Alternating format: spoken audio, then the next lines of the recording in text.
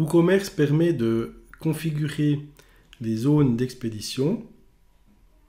Donc là, qu'est-ce qu'on va faire? On va pouvoir aller dans WooCommerce tableau de bord et ici configurer l'expédition. Donc c'est une petite configuration pas à pas. Après, on va pouvoir retrouver tous ces réglages dans Réglages sous Expédition. Alors voilà, localisation de la boutique. Ici, on va mettre notre adresse. Continuer. Définir les coûts d'expédition, donc le montant dû par le client suivant les différentes destinations d'expédition. Pour la Suisse, on va dire, voilà, c'est livraison gratuite ou pas. Voilà, ça pour l'instant, on voit qu'on ne peut pas changer.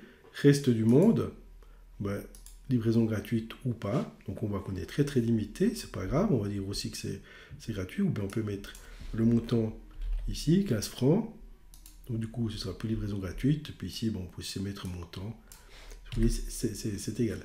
Donc voilà, ici, on pourrait paramétrer ça, terminer la tâche. Et voilà, on aurait configuré l'expédition. Maintenant, ce qu'on peut faire, c'est aller dans Réglages, Expédition. Là, qu'est-ce qu'on va retrouver? On va retrouver les zones d'expédition. Donc, on va trouver la Suisse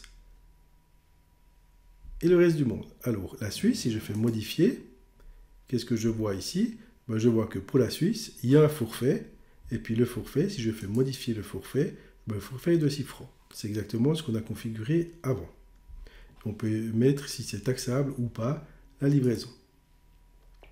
Donc voilà, pour la Suisse, on peut ajouter une autre méthode, etc.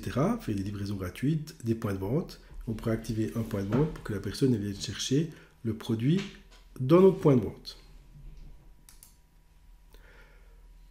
Pour les options de livraison, on va retrouver ici activer le calculateur des frais de livraison sur la page panier. Donc c'est sur la page panier qu'on va activer. Masquer les frais de livraison jusqu'à ce qu'une adresse soit renseignée. Donc ça, on peut aussi le masquer. Comme ça, dès qu'il met son adresse, on pourrait voir par rapport à l'adresse y mettre le bon prix. À voir si vous voulez le mettre ou pas. De toute façon, en changeant son adresse, il va recalculer les frais de livraison. Destination de la livraison, par défaut à l'adresse de facturation du client.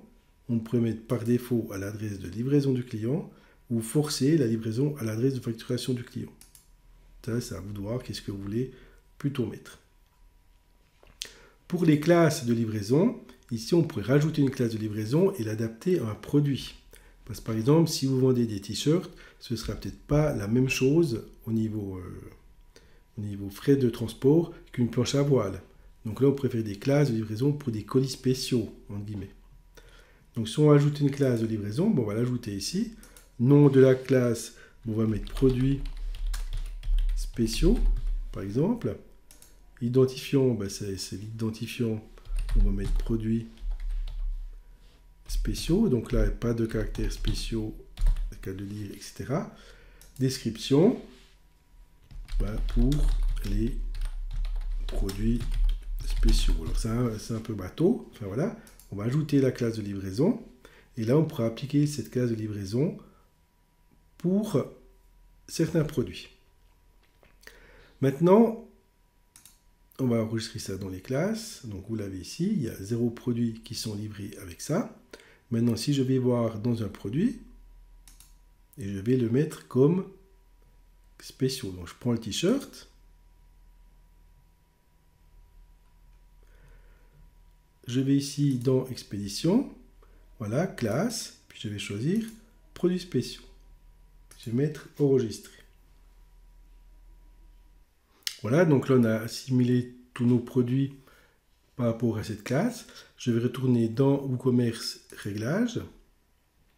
Et maintenant je vais définir une expédition pour cette classe.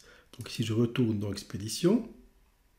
Je vais ajouter une nouvelle zone de livraison. Donc je vais dire cette zone de livraison, ce sera pour la France, par exemple. Sélectionner la région, je vais mettre France. Voilà, je vais ajouter une méthode de livraison, je vais appeler ça forfait. Je vais l'ajouter, donc ici, voilà, j'ai ajouté mon forfait. Maintenant, je peux aller modifier ce forfait.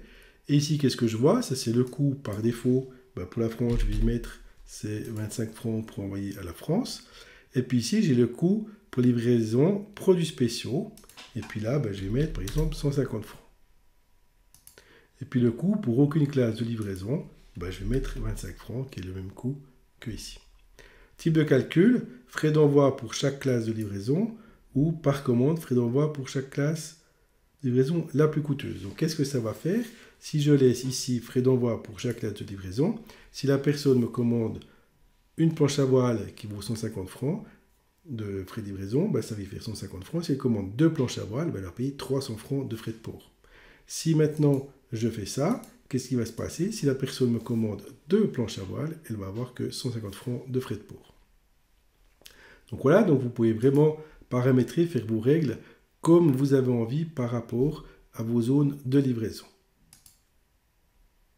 Maintenant, on va juste rajouter une zone de livraison ici pour la Suisse.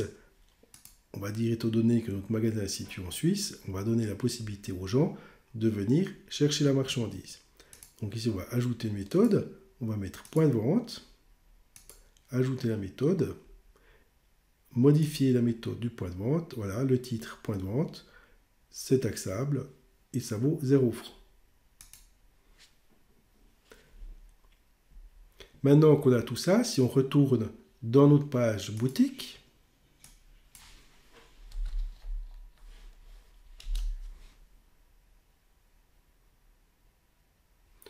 voilà, si j'achète cet article-là, je vais ajouter ça au panier. Voilà, si je vais voir mon panier, si je vais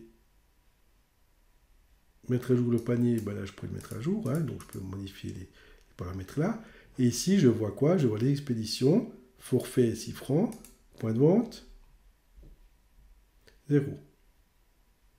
Donc voilà ce que je pourrais voir comme paramètre. Ici, étant donné que je suis déjà connecté avec mon compte, lui il va prendre ça pour mon compte. Donc il va prendre mon compte ici, il sait que j'habite en Suisse, etc.